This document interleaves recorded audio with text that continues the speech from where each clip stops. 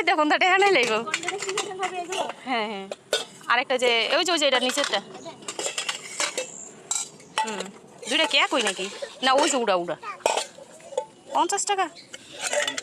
কম না মানে ছোটখাটো বাজি বুজি করে রাখলে সুন্দর না এগুলা জমানো চুল থাকলেও দেই না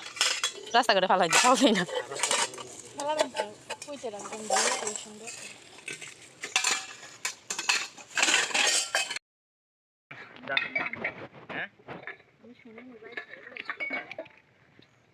সবাই ছোট ছোট পাতিল দেখে